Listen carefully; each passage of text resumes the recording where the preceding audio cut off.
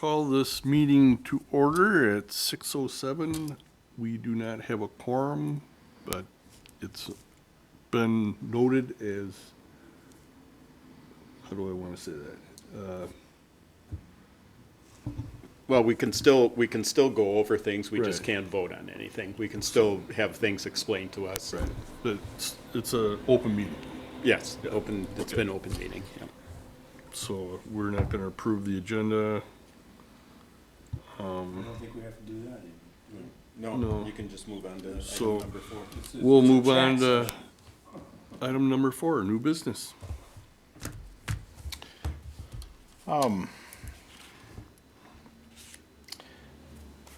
So earlier this year, while working with our public finance advisors, Ellers, it was revealed that the sanitary department lacks sufficient revenue to satisfy the minimum debt coverage requirements necessary for proposed borrowing in 2026. As the commission knows, rate increases were implemented in 2018, 2022, and 2025. Although the rate increase of 56% in 2025 was significant, the previous two, 9% in 2022 and 1% in 2018, are what I believe has caused the sanitary utility to currently have such a low rate of return. The low rate increases, combined with the borrowing done in the past 2 years, have contributed to a debt coverage challenge the department is now faced with. So I've asked Jason to come here tonight. He helped and wrote pretty much all the memo that you find in your packet, explaining that we will be approaching the commission in the near future for permission to do another rate case study with the purpose of raising rates to a moderate level that would put us back in the black, basically. So you do have that memo in your packet, and Jason is here, and he can take the tough questions, and I'll. Jason, isn't there a metric at DNR that lines up? Oh, no, we don't, never mind. Well, yeah, we probably should still verify. Isn't there a metric at DNR that lines up municipal sewer rate cases? So we can see where we're at with everybody else our size? DNR generally doesn't track that, but it is tracked, I think, by the league or somebody else. I know there's Municipal maybe league? another consultant or something that does track that. So there is information out there. I don't have that readily available tonight, but I'm sure we can get a hold of that and get that to the commission. Question 2. Debt coverage ratio is a function of your general asset versus how much you're going to borrow. But we don't know how much you're going to borrow. So how can you have debt ratio concerns if you don't know how much you're going to borrow for a specific project? We do know how much we're gonna borrow. The borrowing for sewer right now is centered on the 2 municipal projects we talked about. Oh, okay. Yes.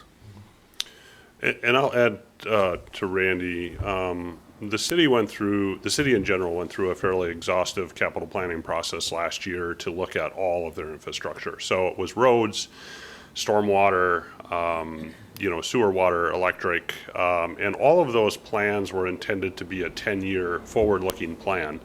Now, a 10-year capital plan obviously is a very forward-looking plan that has a lot of ambiguity in it, right? But we do have needs, and we know and anticipate that there's going to be future needs. And so what really came out of the difference between last year when we would be standing here to this year is the sanitary sewer had also developed that same plan. So we looked at a lot of the things that needed to be addressed at the sewer plant. So for example, at the plant specific, there is the biosolids project because we've done the sludge studies and, there's a capacity issue there and a need that needs to be resolved. So that obviously is a capital plan. And so we looked at how to distribute those costs out over a 10-year period and the priorities of what those need to be. So there are some projects like disinfection that needs to be addressed, because obviously we're dealing with some things such as, we're using chlorine and things to disinfect, where we want to move towards new technology, which is UV disinfection, to do things like that. But that's not an immediate priority, but it obviously, is something on the plan. So, and it's not just the plant, it's the collection system itself. We have lift station needs. We've been, implementing upgrades to control panels on lift stations. We've been doing other projects over the years, but there's enough lift stations that we've kind of spread them out. So there's more lift stations to bring up to code. There's some code issues on those. And then lastly, there is a component of the sewer capital plan, and I know this will all be available, we'll get this in front of you guys, but there's also a component of this capital plan that also addresses alignment with the streets. So for instance, this year we're going to rebuild 6 or 7 blocks of West School Street. We're going to replace the manholes and the clay sewers and the old laterals to reduce infiltration and I underneath those roads. And so when you start lining those all up, you start to see this capital plan that has significant amount of rows on, and then we've allocated those costs out. So that's really kind of what we're looking at as far as what we need for revenue to kind of address those needs going forward. Again, those capital plans can change. We suspect that we'll see, a revisit to the rates periodically. One of the things that was, kind of in hindsight we look back at is our intergovernmental agreement with Fall River requires us to look at rates every 2 years. I don't know that that's been consistently done, which it should have been done.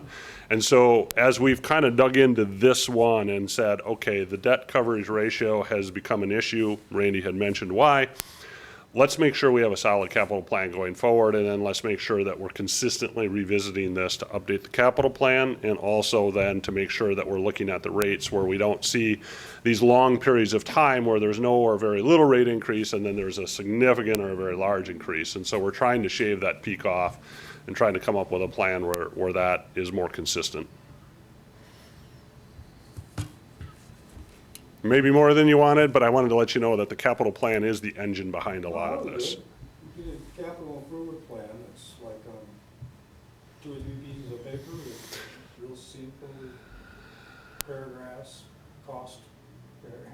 Yeah, it's laid out. Because those 100-page plans are no fun to read. Well, and you need the debt coverage in order to borrow, Yes. to bond, so. And that's what we were advised by the financial advisor this year, is we were prepared to borrow this year for the West School Street project. What is it, and 5%? What? You can borrow up to 5% of your assessed value, right, or 3? I don't know, because I'm not the financial advisor, but I know the debt ratio's got to be 1.5 to initiate the borrowing, whatever that ratio represents, and I know we were below that, so. And that was the reason this year that was, we ended For up. just those 2 projects, Yes, in which we're gonna do water, we're gonna do sewer, yes. and we're gonna do probably electrical, right? Or electrical above ground. There's some minor upgrades to the electrical on that project. Okay. Yeah. And this is specifically for the sanitary, so, Lead pipe on School Street? no. Potentially some services, but we've replaced quite a few of those lead services in the past. We've identified them and removed them already. There might be some private homeowner sides, but only a handful, I think. Do you have a rough unit cost for street reconstruction, like $500 a foot, $1,000 a foot? That's I mean, a you good. do projects like this all over, right? Yeah, I mean, if you're gonna, like- absolutely, absolutely. It depends. A lot depends on the type of reconstruction, the size, the location, the amount of utilities. But, you can look probably $800 to $1,000 a foot, depending on what you're doing. Pretty average. Well, like this project, we're doing a total reconstruct. Yep. Digging up everything. Yep. Gonna put everything back new. Mhm. If I used $800 a foot times 4 blocks, 5 blocks, Well, there's more than that, Yeah, 6? Way more than that, 6 So or we're gonna 7. go up to yeah. Going to Hibbard Street. Yeah, on Hibbert. Hibbard Street. Hibbard to. Over the hill. or- Hibbard to Charles- Ludington, so. The whole thing. Yeah, we bid that out. I mean, the bids came in, I think, at 2.7 million, which was a great bid price. So we got good costs on that project.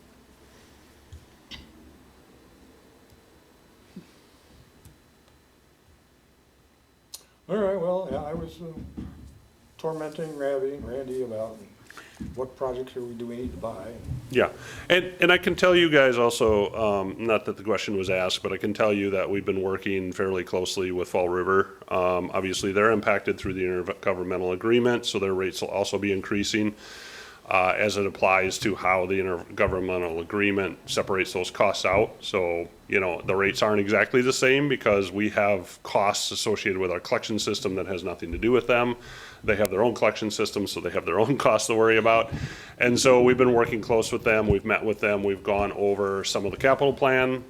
We've been talking, answering questions. And so as we kind of compile this rate study that we're planning to bring forward, we're just getting some feedback from them and making sure that we're, you know, in alignment with what we're proposing to bring back to you guys. So they do have a time period that they're allowed with their agreement to review the proposed rate increases and associated information such as the capital plan and some of those other costs. And so they're kind of in the process of that right now, but what we wanted to do today is to kind of come before the commission and kind of foreshadow this a little bit and saying that we've been working on this borrowing thing came up as the debt ratio. We've been reevaluating, we've been working with them and, you know, kind of package something up. I think that makes sense between, you know, both sides, and then that's what we're going to kind of roll forward here, so. What is the water and light tab on School Street and Heritage Street?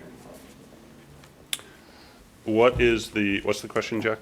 The How much does utility, School Street cost, water and light share? How much does Heritage Street cost, water and light share? Heritage, Well, Heritage- the water main loop. yeah, that's just the water main. Yeah, Okay, so Heritage it's- is just the water main, and I It's a don't, different project. yeah, different So, project. I mean, I'm just, rough numbers, so I know what we're talking. 350,000 for 350 Heritage. for Heritage. Yeah, And School Street, water and light? I think water is 600 and sewer is 360-ish, somewhere in that neighborhood. 900 to a million is our share Close, yeah, for School Street. yeah, I believe so. Again, I don't have the exact numbers in front of me, but certainly It's okay, they're I'm available. Just ballpark. Yeah, So, I mean, they're available, yeah, somewhere in that. Then your debt coverage ratio is like, we need $1.3 million. Well, this is just for the sewer, Jack. What? The debt ratio coverage is just for the sewer. Sewer, oh, okay, Yeah, not including the water. all right.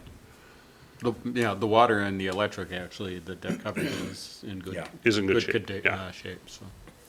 So, yeah, this isn't a discussion about water rates or electric rates. It's kind of centered around the So sewage. our sewer system can't afford a $300,000 repair. $300,000 of sewer work on School Street doesn't sound like a lot for a sewer system this big. So our sanitary department cannot afford to cover the debt for such a project. It's not so much the 300,000, well, they cannot afford to borrow anymore. We do I could not, come up with a payment pretty quick. you know. $300,000, Well, if we can borrow 20 from years.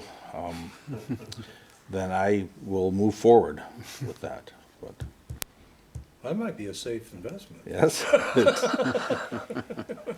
But, no, my argument is though, I mean, I don't know exactly what our sewer system's worth right now.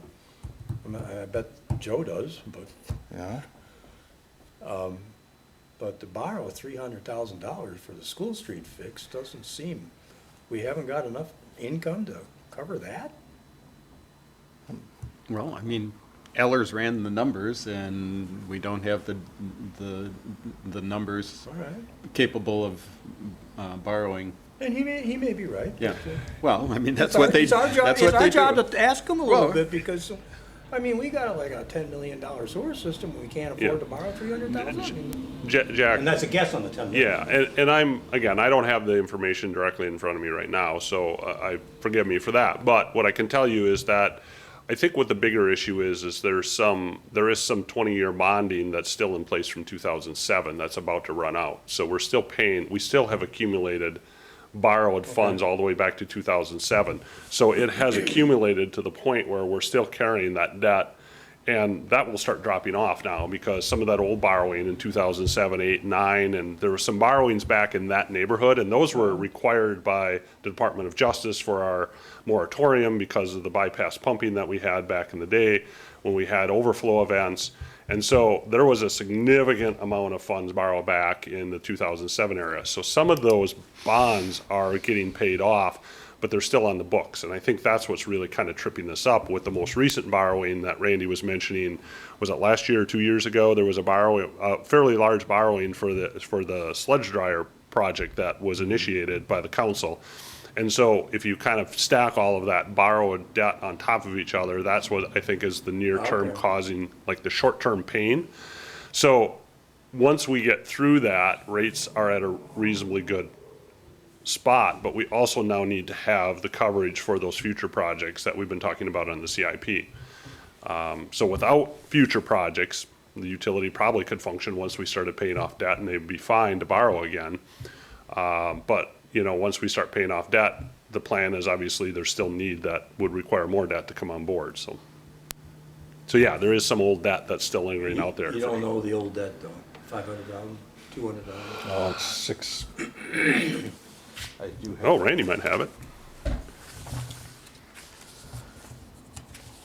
One second.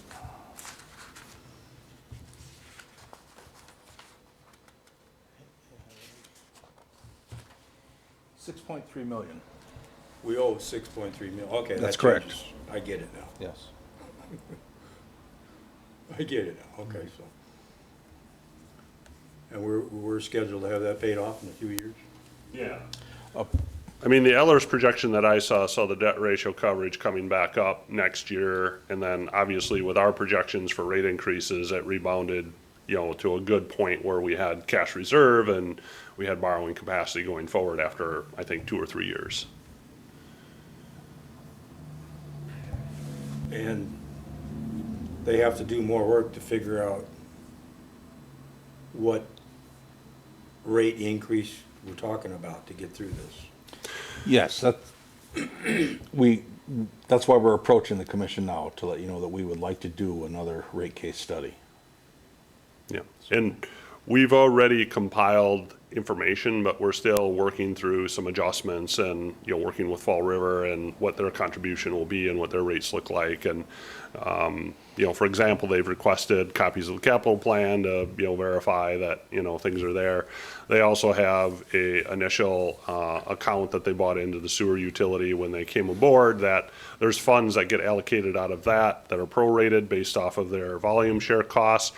And so we got to take that into account. So there is some behind the scenes, there's some work still going on. But I think we're getting relatively close to having those answers where we can say, okay, here's what we would propose the rates to be, and here's how that gets us through the next couple of years, and then long-term to be enough to cover the capital plan. Now, I would say and advise the commission to say that this rate study, you know, would cover the next year or two and be in good shape. But yet we're taking a little bit holistic or longer approach at this than we have in the past, to say we know all of these costs are out there and we know what that looked like. But these will be revisited because costs change, projects change, you know, all those things change. And so in 2 years, I would imagine that you'll look at that rate study again and say, okay, does it still make sense based off of that original 10-year projection? And if it does, we stay the course, and that, you know, we'll continue kind of with that methodology. If it doesn't, we'll have to tweak it and update it, and then, you know, that'll be kind of the decision for the commission in the future. All right, since it's an unofficial meeting, coach me on the pitfalls. If I go to the municipal league and see that we're already in the top 10 or upper quartile of sewer rates, and I come back and I bang my fist on the table and say, wait, we're already charging too much, how would I be wrong? Or what should I look for before I, you know, make a stink over something that maybe doesn't matter? Yeah, I guess my comment to you would be, regardless of the rates, there's a need. And I think the rates are a result of the need. And so we may have higher rates, but, you know, our system may not be in the shape other people's systems are, right? They may not have the need that are driving their rates up. And so, I mean, I can't say for sure, but there's equipment in the plant right now that I know exists from the original construction in 82, I think it was, 1982. Quite a while ago. So we have equipment down there functioning in that plant from the original construction. And so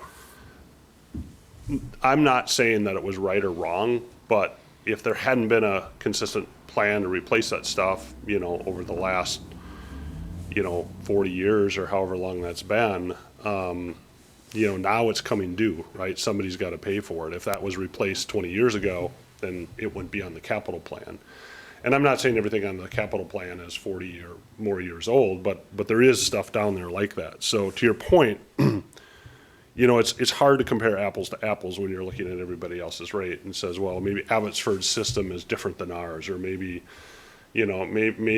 Hudson's system is different than ours, and the treatment components are different, right? Like, No, it's a good answer. yeah, like they may But, have from somebody aerobic who's like digestion. sitting in the gallery out here, I mean, they Yeah. can go look up the municipal league rate study and they Yeah. say, well, wait, you're already charging this a lot. Yeah, no, and I Then think you that's run fair. into the answer, well, wait, it doesn't matter because it's broken. Yeah. It needs to be fixed. And So the I'm just question- practicing my dialogue in case we actually have that conversation. Well, and the question becomes too, and this is very common when we see rate increases for other utilities. I live in the village of Slinger right now, and we're seeing a 60% water increase. And everybody is crazy mad about it. When the last rate increase was I think 2001, 25 years ago. They haven't increased rates in 25 years, and everybody's going nuts. Well, they were at the bottom of the list. And now they're mad because they're getting flipped up towards the top of the list. Well, it's kind of, a guy who's in this business and understands it, I kind of tell my neighbors, well, what are you mad about? You haven't paid an increase in 20 years. And of course, it's going to kind of come due eventually. And so those things kind of happen with these rate cases. You see communities taking all kinds of different approaches. But I think what Randy was proposing is I'd like to do something more modest and more, Regimented. yeah, something where we can kind of take that sting off a little bit and have people realize, there's increases to everything, right? Like a pump or a motor doesn't cost what it did 20 years ago. And so if the rates haven't been adjusted in 20 years, maybe the cost is twice what it was back then. So those are the things that I think make sense. And I think we've spent a lot of time looking at this rate study. The past ones, I think, were just done to say, okay, let's take a snapshot in time. And I think this time we're trying to look at it and say, let's look at this a little bit more long-term. Let's look at it so we can moderate this a little bit more. And so, hopefully that makes sense and resonates with people. You said the rate increases were 2018 and what, or, I think Randy's got it. 2022 and 2025. so, and wastewater just came under the utilities, how? 24. 24. Yeah, January 1, 24. So, it's not like we've really had that much control. Right. I mean, it's all, a Under lot this of it, body. right, a lot of it has been handed to us Yeah. from prior owners. So we're just trying to right the ship. You're begging for my little mini lecture about municipal-run utilities versus commission-run utilities. I'm just saying. Yeah, no, and I I think, would deal with people, communities all the time that, they hadn't raised their rates in 20 years. Yeah. Because they were governed by the city council, and the city council didn't want to, pay more money. And so then if you have a commission, that's Well, it. Unfortunately, if you have stuff that needs to be fixed, it Yeah. needs to be fixed. Right.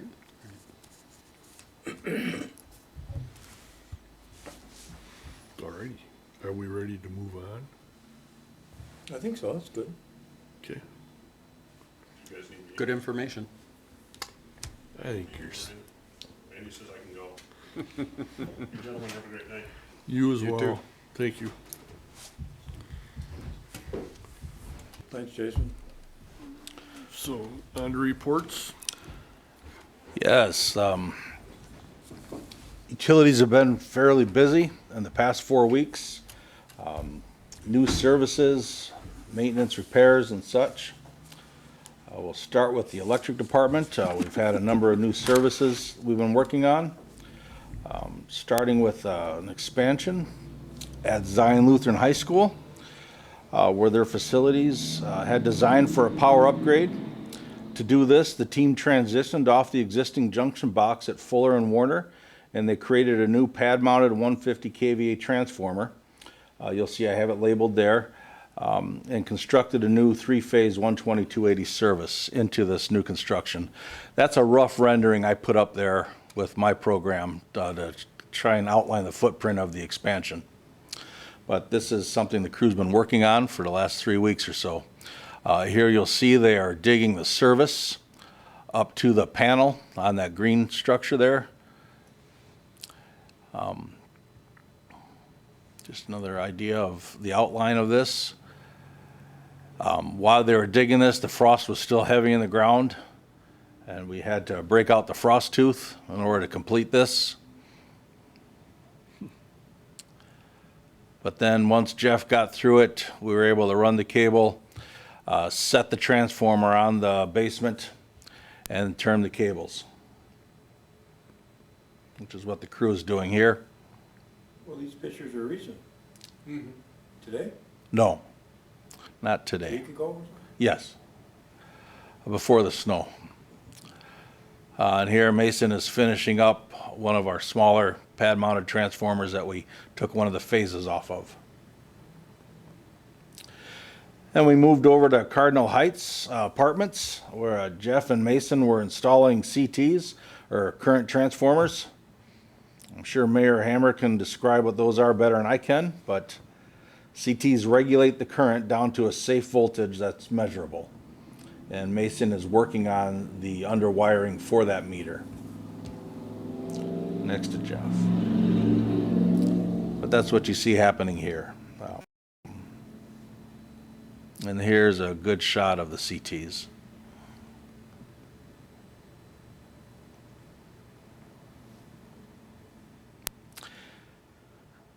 And Mason finished up wiring the bottom of that meter. Now, moving to February 24th at 4:30 a.m., plus or minus, a garage fire broke out on Richmond Street, just south of Main Street. The video you're about to see was taken by our lineman, Jake Boness. Jake happened to live across the street from it. He heard a pop, which was one of our transformers, and he woke up. Because Jake was significantly shocked when he opened his curtains, I've had to mute this video. But you'll get a good idea. Or you can turn the microphones off. All right. And also the video is short because Jake immediately had to scramble to the shop to get his vehicle. So I'll just start that.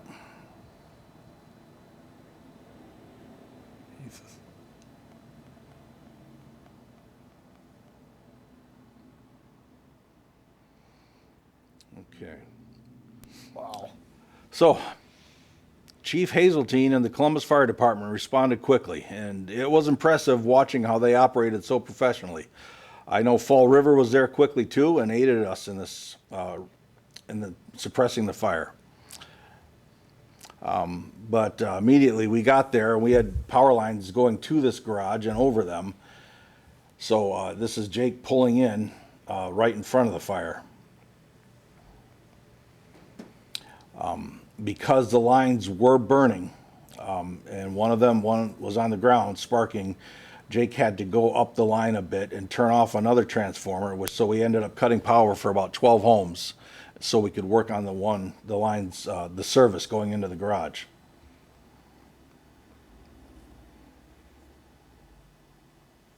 This is Jake climbing in the bucket now, and this is the fire behind in the background. And then he went up and he started separating these lines from the others. In the smoke. Yes. Yes, it was at that time I thought about some sort of ventilation protection or just things that never occur to you until you're in that situation. But this was the fire, and the crews were able to put it out, but there were 4 vehicles inside that garage that were completely demolished.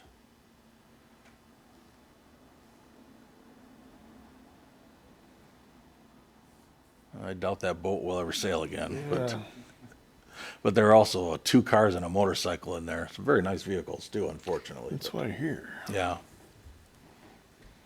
He's a fellow school bus driver with me. Oh, He said he's not gonna replace the cars, he thinks he's getting a little too old for that. okay. But yeah, this is my last photo of the fire, but I was, as unfortunate as this was, to me, it was a success for the response. We had very quick response from neighbors. We had very quick response from our teams here, being fire and electric, and jumped right in, and this could have been a lot worse. You see other structures that were in very close proximity to this, and it was a very hot fire. So the fact that this was able to be contained so quickly, I think was a great success. So I was proud of all involved. 2 pine trees right there too, that when pines get going. Yes, that was a worry. Moving to the water department, we've had a lot of our chem room pump replacement situation, and I'll talk about that. And then we had some dialer issues, which is involved with our SCADA system. An ongoing maintenance issue with water production and delivery is always going to be the chemical treatment. Craig's in one of our chem rooms, and he's priming a pump that was recently refurbished. Because of the potential corrosiveness of these chemicals, when they're concentrated like this, the tubing's required to be replaced and the pumps repaired or rebuilt yearly. And it's often the case that although we try and use the pumps, we do have to replace the diaphragms in them. And that when the tubing starts to get corroded or clogged, it takes a lot more employee time for monitoring and making sure we're delivering the chemicals mechanically to the levels required, since this is such a highly regulated industry and it's such a critical one.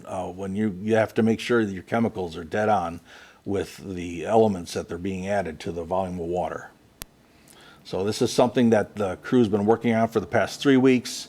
I'll probably have a similar report like this in my next director's report, because they'll be doing this for about another 3 or 4 weeks as well. So we do 3 things, right? pH, chlorine, and fluoride, right? Yes, sir. Yep. Another long-running maintenance issue we had recently was solved by our dialer system. So our SCADA system is programmed when things are going wrong. There is a sequence of calls to make. We'll rotate who's the first one to be called in. But this technology is actually fairly old and relies on a landline. I think most of us here now probably know how to use that phone, but some of the younger people don't. And this is the culprit, where the new technology does not know how to use an old landline. So they solve this by creating a box that makes the new technology, the dialer, think it's calling an old landline. Our existing dialer was not functioning properly. It could not make this transition. So we have been working for weeks to get researching what type of dialers are out there, what would work best with our system. We did find one. It's this black box with the rabbit ears on top. I've blocked out some of the codes on that. I don't want anyone else to see those. But this enables, so when you see, if the SCADA system hits a warning limit, either high or low, it will call then the operators or myself. I'm usually the last one on the list. And then we're able to access this remotely, the SCADA system. And typically we can solve the problems remotely, but sometimes we'll have to come in. But that's why the dialer is just so essential when you have, in modern times, you have smaller staffs. So I was very glad when we finally got this solved in the water and the wastewater departments. It makes it easier to sleep then. How many parameters does our SCADA system operate? Water level and tower, what else? Well, it operates all of our pumps, and it operates our tanks. So you asked about primers? Well, just how many different things does it do? Oh, well, yes, it controls our delivery system. It controls our raw water intake. For me, the most important thing is you see the image of that water tower there in the lower right I corner. thought the water tower was the primary one. Well, I that, didn't- to me, is the primary one, but it also turns on and turns off pumps for us, and so the dialer will let us know if that's not happening. So. Moving on to wastewater then. There have been significant efforts made in repairs in the plant, primarily revolving around valves. I'll take you to the overall plan view of our plant, and we're going to be focused in the raw sewage building. The raw sewage comes in, and within our wastewater treatment plant, there are 140 plug and check valves, 30 gate valves, 36 pumps, and 6 blowers. And every one of them requires continuous maintenance and repair, because every one of them is waiting to fail. For the past weeks, we've been working in the raw sewage building to perform valve repairs and replacements. So that's this next photo here is down in our raw sewage building. There are 3 pumps down there, flight pumps, and the valves are very numerous. You're going to see in this shot and the next one, some of the valves are blue versus the white, and those are new replacements. Our crew's been able to perform these replacements on their own, saving us thousands of dollars. I'm very glad about this because it is a very expensive maneuver. Operation, that's a better word for it. This is a pressure valve that is malfunctioning. It's very large. This is something that would cost us typically, if we have it outsourced, $10,000 to $12,000. We were able to do this on our own. This is the valve inside of that pump. It sits inside of that bulb there. I call it, just because I'm old, a flap valve, but it's a pressure valve that swings open when there's pressure behind it. And you can see it is corroding and it was failing. And this is the one that's being replaced with.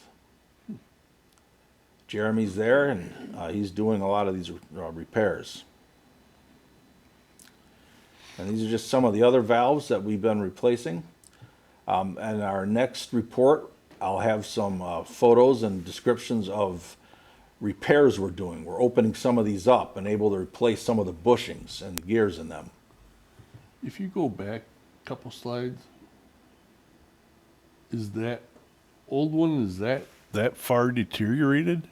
Yes. This one is much. Oh, no, it's our new valve is also a little larger. Okay. So, no, it did not I was gonna say, wear away by 2 inches there. well, that's considerably Yes, bigger. I should have clarified that. Okay.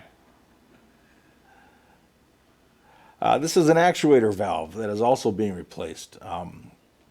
And again, this is another area where that actuator valve is calibrated inside there, calibrated spring, and replacing these can go wrong. If something goes wrong, we're in a real bind. Fortunately, we were able to get through this without any problems. But I'm normally holding my breath when this is the actuator valve taken down. I'm about to show you in this next shot where it was really failing. That is sewage backed up in there. And it was just solidified. So that's why that was important. Yeah. The sanitary department has also been working out in the field. We responded to a lateral repair at Birdsey and Fountain at the intersection there, about 30 feet north of that intersection. Within the terrace, there was a failure where the sewage was backing up into the home. Once we opened this up, we found that at Tony's feet there is the lateral, it's cast iron, and someone somewhere in the future had butted it up to that existing PVC behind them. They were not married together in any uniform mechanical way. They were just butted up there, and the cast iron is 6 inches in diameter and the PVC was 4. So sewage ended up stopping at that transition and then backing up over time. So we ended up bringing in some Fernco's and making a more proper connection. Yeah, I'll just land it with that description.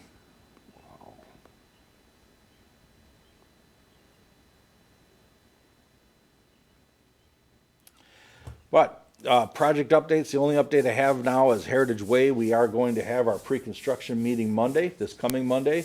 And we are told, I have not been given the schedule yet, but we're told, they're expecting to start that project in early April. And that is your director's report. All right. Well, any other questions, comments? Are we ready to convene? I mean, you can't adjourn because. Or Yeah, we never convened. we never convened? Yeah, Alrighty, so- well, I guess Joe, did you get your picture? I did. 6:48. I have these checks in for you.